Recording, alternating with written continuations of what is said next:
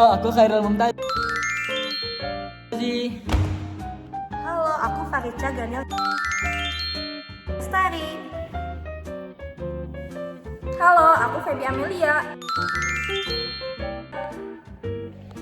Halo, aku Azka Nasmi Fariza. Selamat menyaksikan. Halo semuanya, selamat datang di podcast Teori Tapi Nyata. tempat kita ngebahas teori-teori psikologi, tapi menggunakan bahasa yang santai dan mudah dimengerti semuanya. Di sini kita bakal belajar mengapa manusia itu bisa berubah, belajar dan kadang bertingkah aneh, tapi itu semua relate di kehidupan kita. Tenang aja, kita bahasnya nggak kaku, nggak ribet. Kita bakal bahas teori psikologi pakai bahasa tongkrongan ya. Mulai dari Bandura, Pavlov, Skinner, pokoknya semuanya bakal bikin kita mikir. Jadi, Let's go! nah teman-teman semuanya, kita mulai yang pertama itu dari yang basic tapi dalam banget. Pernah nggak sih teman-teman itu ngerasa, kok gue jadi gini ya? Padahal tuh nggak ada yang ngajarin langsung. Nah, itu masuk ke teorinya Albert Bandura. Jadi, intinya manusia itu bisa belajar cuma dengan melihat orang lain tanpa kayak kita harus ngalamin sendiri gitu.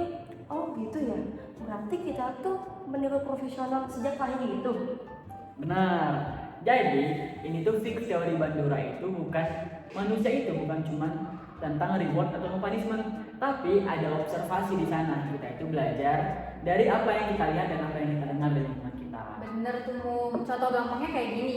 Ada anak kecil yang ngomong setiap hari ngomong kasar, padahal orang tuanya udah bilang jangan. Nah, itu tuh kenapa bisa kayak gitu? Karena setiap hari dia tuh melihat bapaknya ngomel-ngomel, ngomong kasar. Nah, anaknya nggak ngelihat dia ngomong kayak gitu kan, jadi ya otomatis copy deh. Bawa ya dalam kehidupan sehari-hari. Bener banget. Oh iya, itu namanya modeling. Jadi, orang yang kita lihat itu disebut model dan perilakunya kita serap. Benar banget. Nah teman-teman, Albert Bandura itu bilang ada 4 proses dari observasi. Oh iya benar. Oh iya, aku ingat deh. Yang pertama itu attention kan. Jadi kita tuh bakal cenderung lebih niru yang keren, berpengaruh sama menarik bagi kita. Jadi kita juga tertarik buat niru dia kan. Nah, bener. Makanya influencer itu kuat banget pengaruhnya karena emang dia tuh titik pusat perhatian. Nah, dari lanjutin yang Parisa, yang kedua itu namanya retention. Jadi perilakunya kita simpan di otak. Kalau nggak kita simpan ya udah cuma lewat aja. Ibaratnya kayak masuk telinga kanan, keluar telinga kiri. Iya benar. Terus yang ketiga juga ada reproduction. Jadi kita tuh kalau mau niru harus mampu buat ngelakuinnya. Kayak misal kita mau niru orang yang main gitar, tapi kalau kita gak bisa main gitar ya sama aja dong. Oh, jadi harus kita lakuin juga ya? Iya betul banget. Nah, last but not least, alasan yang keempat itu ada motivation. Kita bakal niru kalau misalnya alasan itu kuat, entah dipuji, entah itu karena diterima secara sosial, ataupun karena cuma untuk kelihatan keren. Tadi kita ada bahas masalah influencer. Jadi aku pengen nih, Iya. beberapa waktu yang lalu baru aja ada salah satu influencer kita yang berhasil ngumpulin 10 miliar buat donasi ke Sumatera, guys. Wow, Kayaknya aku inget deh. Ferry Iwandi bukan sih? Oh iya, keren banget, jujur. Jadi beberapa waktu yang lalu Ferry Irwandi itu udah ngumpulin 10 miliar dan itu diikuti oleh beberapa influencer lainnya. Sehingga guys, teman-teman di Sumatera itu ikutan kebantu. Salah satunya adalah karena adanya proses modeling ini. Karena si Ferry Irwandi itu terlihat meyakinkan dan juga membantu, teman-teman ikutan pengen kayak oke lah aku ikutan juga. Sehingga hari ini di Aceh, Sumatera Barat dan juga Sumatera Utara kebantu banget dengan adanya influencer-influencer yang peduli. Oh iya, berarti itu udah masuk ke karakteristik model. Jadi kita melihat siapa model yang kita lihat itu. Benar. Karena aku sendiri juga jadi pengen niru Ferry Iwandi tersebut. Enggak kamu aja Cam. Semuanya. Dan jangan lupa donasi guys. Jangan lupa donasi ya Saudara-saudara kita. Tapi sabar. Menurut proses modeling ini, kalau misalnya kita berada dalam lingkungan toksik, kita juga bakal ikutan toksik. Misalnya, kita lagi kuliah nih, tapi circle kita itu orang-orang yang malas kuliah, nggak pernah ngerjain tugas, dan kelas masuk kelas juga sudah masuk aja, masuk kelas tidur, absen pulang lagi udah. Ya, aku setuju banget sih. Tapi lingkungan yang baik juga bisa nular loh ke kita. Contohnya kayak kita punya teman yang rajin, pasti kita bakal kebawa rajin kan. Kayak kemarin nih pas UAS, pasti kebanyakan dari kita yang belajar bareng, bahkan sampai jaga bumi tuh siapa Iya, ya? bener. Jadi keinget ya. Kayak makin cerita gak sih? Iya. Iya. Jadi kemarin itu kita waktu ujian kemarin berhasil buat jaga bumi ya Chan. Iya, sampai jam 2 Iya. gitu. Kita nggak tahu nih berhasil luas atau enggak. Cuman yang jelas kita udah berhasil jaga bumi. Benar kan itu Proses lingkungan modern. juga, circle pertemanan juga mempengaruhi kita. Bener. Kita jadi ikutan semangat ya. Betul. Oh, jadi Bandura itu emang pernah bilang kan kalau misalnya manusia itu makhluk sosial, bukan kayak robot yang kayak kalau ada stimulus langsung respon. Iya, betul. Setuju sih sama Bandura. Iya, setuju banget sih. Karena kita beneran bisa belajar dari orang lain juga, karena kita harus ngalamin sendiri gitu. Ya, dan kita juga bukan robot, bukan Iya. sekadar stimulus respon. Iya, jadi ada yang mempengaruhinya juga. Lingkungan ya, Sosial banget. Sehingga teori modeling ini bukanlah teori yang asing ya. Mungkin namanya kita nggak pernah pelajari, Iya. tapi udah dipraktekin dan kita Iya. juga ngerasain langsung dalam kehidupan kita sehari-hari gitu guys. Betul banget. Kalian juga pasti ngerasain nggak sih teori Bandura yang ini? Betul. Komen ya. Komen di bawah ya kalau kalian ngerasain. Tadi kita udah ngobrolin soal teorinya Bandura yang observational learning. Tapi kalian tau gak sih pencetus pertama belajar sesungguhnya? Kan kalau tadi Bandura bilang manusia itu makhluk sosial. Tapi kalau ini tuh teori dia bilangnya kalau kita tuh cuman kayak perilaku doang yang emang stimulus respon. Oh enggak? Berarti dia itu pikir manusia itu kayak robot gitu ya? Iya. Kalau aku nggak salah, ini ada kaitannya sama teori yang bikin anjing ngiler itu ya, Cak? Tunggu, kamu ngomong anjing nilai, aku jadi ingat sesuatu deh. Pavlov bukan sih? Bener deh kayaknya. Iya, Pavlov kan. Kalau aku nggak salah di teorinya Pavlov ini ada 5 bagian yang harus kita mengerti dulu sebelum kita bahas nih teorinya. Ayo dong Feb, jelasin dong. Oke, aku jelasin ya. Jadi, yang pertama itu ada yang namanya neutral stimulus atau stimulus netral. Di awal ini, Ivan Pavlov tuh kayak membunyikan bel gitu, tapi ini nggak bikin anjing respon. Jadi anjingnya kayak diem aja, nggak ngasih respon apa-apa. Iya. Terus dicoba lagi, dia ngasih makanan nih, atau yang kita sebut unconditional stimulus. Ya, atau stimulus alami. Nah disinilah baru anjing itu ngiler, dia ngeluarin air liurnya. Berarti dari situ timbul unconditional respon atau respon alami. Nah dari situlah jadi setiap bel makanan ini mau dikasih, bel itu juga dibunyikan. Jadi kayak disatuin gitu loh. Iya, jadi setiap Diasosiasikan gitu iya, ya? diasosiasikan tiap dia mau ngasih makanan, bel juga dibunyikan. Nah itu disebut conditioned stimulus atau stimulus yang alami gitu. Yang Stimulus alami sih, kan? terkondisikan, Terkondisikan. stimulus yang terkondisikan gitu. Dia udah mengaitkan antara si bel ini Yang sama makanan. Jadi setiap bel bunyi, si anjing ini ngeluarin air liur karena dia mikirnya kayak, oh ada makanan nih. Nah itu disebut conditional respon atau respon yang sudah dikondisikan gitu. Jadi dari netral stimulus jadi conditional stimulus ya? Iya, jadi netral stimulus disatuin sama yang conditional stimulus, jadi conditional respon. Kalian udah penjelasannya kayak gimana banget. Itu kan apa sih bagian penelitian dari si Ivan Pavlov ini kan Iya. dalam teorinya. Tapi selain buat anjing ini tuh bisa buat juga loh buat manusia. Jadi kita bisa kaitin sama manusia ya. Iya, itu sama kita juga. Iya, kan cuma anjing doang kan? Iya, ingat gak sih pas UAS gimana kan rasanya pas ujian? Aduh, Aduh, itu udah takut banget ya pasti Iya deg-degan, apalagi pas udah dosen udah masuk kelas itu rasanya kayak dingin banget. Panas Iya. dingin banget. Guys, kalian bahas ujian aku langsung keringat dingin. Padahal kita ujian udah lewat ya, Cak. Iya. Kita udah jaga bumi juga ya. Iya, aku sampai jam 2.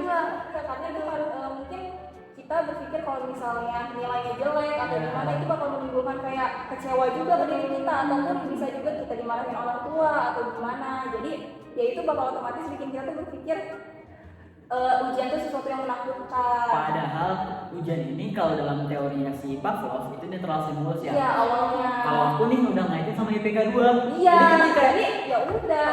Udah. Jadi kita deg-degan takutnya juga jadi conditional responnya ada kan? Setelah ingat ujian nih. tapi nggak apa-apa sih, aku pede banget dapat Iya, IPK pede banget. tiga. Kita empat ya. Kita empat ya. Amin. Aku buat diri aku sendiri aku rendahin dikit deh. IPK aku cuma 3,99 aja udah cukup. Jangan. Ya aku lebih pede dari kamu deh, IPK aku 4,00. Oke. udah 4 lebih deh. Ya 4 doang. Maksimal. Maksimal. Tapi ada contoh lain juga nggak sih? Iya, udah tuh bahas ujian-ujian. Iya. Aku soalnya kalau ada ujian jadi makin takut juga. Ya udah kita serahkan aja hasilnya, semoga kita dapat nilai terbaik. Amin. Iya, kayak misal kalau misalnya kita ngeliat iklan produk terus ada slogannya kan kayak susu nih, susu murni nasional. Aku tahu banget, aku Iya kalau kan? setiap kayak lari gitu pas aku di kuningan itu pasti selalu ada tuh. Aku juga suka beli. Wah, banyak Iya. Berarti susu nasional ini, susu murni nasional Izin masih kurang gaul guys. Masih kurang gaul. Iya. Belum nyampe ke Padang nih kayaknya. Oke, nanti kita kasih lah ke Padang ya susu Iya. murni nasional ini. Jadi tiap kita lihat produknya padahal gak ada lagunya, kita langsung kepikiran Iya, susu murni nasional. Oke deh. Udah dong guys, bahas-bahas susu murni nasional yang aku kurang gaul itu. Iya, Oke. kalau kan. Oke, kalau itu kita lanjut aja nih ke teori si Skinner. Jadi teori Skinner ini, jujur, aku ngerasa teori ini susah buat dimengerti nih awalnya, padahal sebenarnya mudah. Tapi ada nih guys teman aku yang ngebahas teori Skinner ini sampai berjam-jam banget karena susah pahamnya. Wah, siapa? Oh iya, tahu sih. Soalnya aku belajar juga sama dia. Tapi ngomong-ngomong soal temen aku yang susah ini ngerti dengan reinforcement sama punishment ini, gimana kalau kita recall lagi? Kita recall lagi ya. Iya, soalnya yang pada ngerti juga kan? di kelas juga sama Kang Farhan izin. Kang Farhan sampai bilang berkali-kali bedanya apa nih antara si reinforcement sama si punishmentnya. Tapi sebelum kita masuk nih ke reinforcement sama punishment dari teori Skinner, kita minta dulu nih salah satu teman kita buat ngejelasin apa sih teorinya si Skinner ini. Boleh dong, Feb? Oke, aku jelasin ya. Jadi intinya perilaku yang bikin kita dikasih hadiah gitu atau bikin kita senang itu bakal cenderung bikin mau kita ulang. Tapi justru perilaku yang bikin kita dihukum atau bikin kita nggak enak lah itu malah kita hindari pasti kan, dan itu pasti bikin kita kapok juga buat ngulangin hal itu. Nggak mau lagi yang ulanginnya. Iya. Kayaknya aku ngerti deh contohnya kayak gini bukan kayak aku tuh ngeposting feeds di IG terus dari feeds itu banyak yang like sama komen positif ke aku terus aku jadi seneng kan, aku jadi pengen ngulangin lagi dong, pengen dapet feeds lagi. Oh, biar banyak komen sama like juga kan. Betul. Kalau aku sih, aku ngepost di TikTok viewersnya sampai ratusan ribu ya. Oh iya, Keren banget sih. Lewat FYP.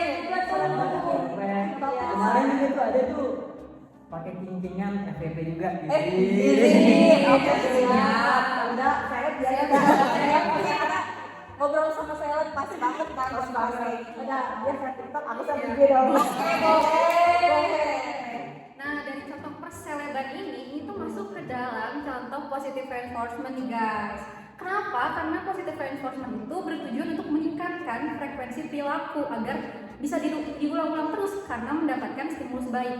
Kalau dalam kasusnya kalian, nih kan upload, habis itu kalian dapat likes yang banyak, views yang banyak, jadi seleb lah. Nah itu kan meningkatkan perilaku kalian. Jadi si stimulus baik itu like sama views yang banyak. Oh iya. Nah selain positive reinforcement ada juga namanya negative reinforcement. Jadi negative reinforcement ini dimana kita mau meningkatkan nih frekuensi perilaku baik kita supaya menghindari hal yang bikin kita nggak enak.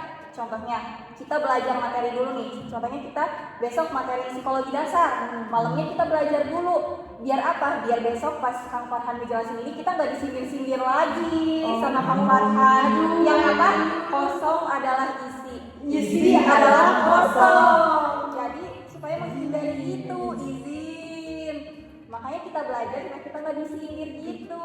Nah, jadi guys, sekarang kita dari recall ya, Cak. Jangan lagi nih susah buat ngebedain antara reinforcement sama punishment. Oh, dari penjelasan kalian aku jadi ngerti nih. Kalau punishment itu kan bikin perilaku itu kayak berkurang kan, kita jadi gak mau ngelakuin lagi. Kalau reinforcement itu bikin kayak perilaku itu meningkat, kita jadi pengen ngulangin terus dong. Gitu gak sih guys? Iya betul banget. Aku sih ngerti materi ini karena minta ChatGPT pakai bahasa bayi. Bahasa banyak itu sama ya izin Farhan. Makasih Kak, bukannya aku nggak paham sama materinya Kak, cuman lebih memudahkan Iya aja. betul. Nanti kita butuh bahasa yang lebih baik-baik lagi. Dan Iya. Farhan juga sama Kak Farhan Ya itu ngerti banget. Cuman makin ngerti. Sama aja Kak Farhan. Pas ya, pas banget. Jadi ini bedanya antara si punishment sama reinforcement apa nih? Intinya bedanya itu kalau misalnya tadi kan udah disebutin nih, punishment itu mengurangi frekuensi perilaku dari konsekuensi yang buruk. Nah, sementara reinforcement itu meningkatkan. Jadi ingat ya keywordnya teman-teman. Punishment itu meningkatkan frekuensi perilaku. Punishment itu mengurangi frekuensi perilaku gitu. Aku jadi ngerti deh. Iya. Iya, jadi Skinner tuh basically bilang kalau misalnya manusia itu produk dari konsekuensi. Oh, jadi kayak harus ada sesuatu yang bikin kita pengen ngelakuin itu gak sih? Harus Iya. konsekuensinya gitu. Iya benar. Contohnya kayak diberi hadiah kan, pasti kita kayak contoh kita kayak misal dapat nilai bagus deh, terus dikasih hadiah nih sama orang tua kita, pasti kita pengen dong dapat nilai bagus kan? Iya, belajarnya benar. sungguh-sungguh kayak gitu. Iya, kayak kalau misalnya kita UAS terus kita dapat IPK 4 nih. Iya, amin. Orang tua kita langsung seneng, langsung beli Iya. kita mobil Mau beli apa? Gitu kan? Kita cenderung Iya. kita kayak pengen sungguh-sungguh buat dapet itu. Kalau enggak Kalau reinforcement positif. Itu reinforcement. Iya. Tapi kalau punishment malah bikin kita udah kita ngurangi kita nggak baik. Gak mau ngelakuin itu. Oke, kalau gini aku udah siap buat UAS lagi nih. Iya. Oke, kamu aja kali dulu deh. Itu nanti lagi. Belum. Kayaknya belum kelar deh. Aku juga masih bingung banget sama si punishment ini. Apa sih bedanya antara punishment positif sama negatif? Kan dia sama-sama ngurangin ya. Iya. Apa sih bedanya? Ada yang tahu nggak bedanya? Oke, kamu dulu deh. Oke. Ayo. Oke, kamu dulu. Oke, aku dulu ya. Positif sama negatif punishment. Jangan keliru ya. Positif itu bukan berarti dia tuh baik. Ya, Enggak. jangan untuk baik buruknya kan? Iya, jangan iya, beda ya. Iya, Beda. beda. Beda. Kalau positif di punishment ini artinya nambahin perilaku yang tidak mengenakan. Contohnya kayak gini. Kalau misalnya kita terlambat waktu di kelas sos, kita ada yang terlambat kan pernah sekali. Terus konsekuensinya dimajuin ke depan sama Pak Aris. Oh iya bener. Ingat nggak? Ada di sini nggak? Kalau Aku aku udah sih siap enggak. sih. Cuman aku agak deg-degan liatnya juga. Iya. Aku nggak mungkin sih kayak gitu. Oh, aku juga sih. Oke. Ada lanjut gimana? Iya, jadi kayak gitu. Itu kan sebuah konsekuensi yang menambahkan stimulus tidak nyaman. Karena kan kita kalau misalnya telat nih, terus kita ditaruh di depan, dilihatin sama teman-teman, kalian bakal itu berarti stimulus negatif dong, gak nyaman kan? Iya. Stimulusnya memang negatif, tapi itu ditambahin. Jadi kan misalnya kita kalau nggak terlambat, jadi langsung masuk aja duduk. Iya. Tapi ini kita harus berdiri dulu di depan gitu. Nah itu tuh namanya punishment, hukuman. Jadi penambahan hukuman supaya mengurangi perilaku yang awalnya ini kita lakuin. Jadi terlambat, jadi nggak terlambat lagi. Jadi itu tuh Oke. positif punishment ya. Lanjut sama punishment negatif itu gimana? Iya, Kak? kalau negatif punishment itu berarti kita kayak mengurangi perilaku gak baik kita nih untuk mendapatkan suatu hal yang enak juga. Contohnya kayak misal kita pulang malam, terus dimarahin sama orang tua kita, uang jajannya diambil. Nah dari situ kan kita berarti gak mau lagi dong pulang malam karena kita juga gak mau uang jajan kita dipotong kayak gitu. Oh iya benar, aku juga pernah sih kayak gitu. Iya. Aku pulang malam nih, main sampai malam jam 12 malam. Terus orang tua aku marahin aku, uang jajan aku diambil. Aku gak mau dong. Iya, nah makanya kita mengurangi itu. Jadi kita cenderung gak mau dong buat pulang malam supaya uang jajan kita nggak dipotong. Ya itu ngaruh banget sih Ngaruh, di aku. kan? Soalnya uang jajan tuh penting banget ya sih. Iya. Jadi reinforcement ini tujuannya sama baik positif ataupun negatif. Punishment ini tujuannya sama baik itu positif Positif ataupun ataupun negatif. negatif. Yang ngebedain cuma caranya aja ya. Caranya. Betul. Udah paham nih. Paham kan? Kita lebih paham itu. Paham dong. Intinya kayak kalau positif itu meningkatkan, kalau negatif ini Mengurangi. mengurangi itu bukan baik buruknya. Iya. Meningkatkan stimulusnya Iya. Oh jadi berhubungan banget sama kehidupan kita ya. Aku baru ngeh lagi. Aduh. Cuman kita kayak nggak terlalu tahu kan ini sebenarnya apa nih, reinforcement atau punishment kayak gitu. Masih susah ngebedain. Oke, sekarang kita ngobrol izin mari karena kita udah paham. Kita udah paham nih kan, udah Uas lagi aja, uas Udah lagi. paham. skip dulu sih maksudnya. Skip dulu. Aku jadi tahu dari perbandingan dari 3 tokoh sama 3 teori tersebut deh. Apa aja tuh? Yang pertama Bandura, Bandura. niru orang lain. Terus terus apa deh? Terus ada Pavlov, si anjing kita ngebahas ya, anjing. itu yang perilaku refleks ya. Jadi si Ivan Pavlov. Selain itu kita tadi terakhir ngebahas terkait dengan teorinya Skinner, yaitu adanya punishment dan Dan reinforcement. Pokoknya intinya kayak hadiah hukuman kayak gitu. Dan konsekuensi. Yap. Jadi kita lebih ngerti ya. Yang lain juga udah paham, Udah paham kan? Iya, Pasti paham sih karena kita ini udah menjelaskan Sejelas-jelasnya, dan semudah-mudahnya, ya sebaik-baiknya. contohnya juga relate banget nih sama kehidupan kita. Betul. Nah, jadi kalau masih ada yang bilang belajar psikologi itu susah, enggak guys, ini cuma gimana Iya. mindset kita aja. Ya, mindset kita yang harus lebih memahami lagi. Betul. Dari kemarin juga aku belajar nih, kalau belajar psikologi itu harus banyak membaca. Kalau nggak Betul. membaca, udah. Gua udah wassalam. Wassalam. Masalah psikologi menyenangkan. Iya, psikologi menyenangkan banget. Ya, Jangan lupa masuk psikologi. jangan masuk psikologi. Pokoknya jangan sampai kita dibilang isi adalah kosong. Kosong adalah isi. Ya mungkin kita ngebahasnya sampai sini aja karena kita udah selesai nih buat ngebahas tentang materi apa? Materi apa? Belajar. Kita juga berharap dari pembelajaran ini atau recall ini makin lah bahasan materi kita. Ya. Dan juga makasih juga karena semester ini kita udah diajarin psikologi dasar sama siapa? Makasih karena kita udah jelasin dan Kakang juga sabar banget buat mengulang materi Betul. yang kita susah pahami. Dan kita juga berharap semoga semester ini Dapat nilai yang terbaik. Amin. IPK 4. Amin. Kubur. sabar dulu ya. Belum. Ya. Tahan. Kita udah ya bahasnya. Iya, udah. Terima kasih dan sampai jumpa lagi guys. Sampai jumpa di podcast apa? Teori tapi nyata.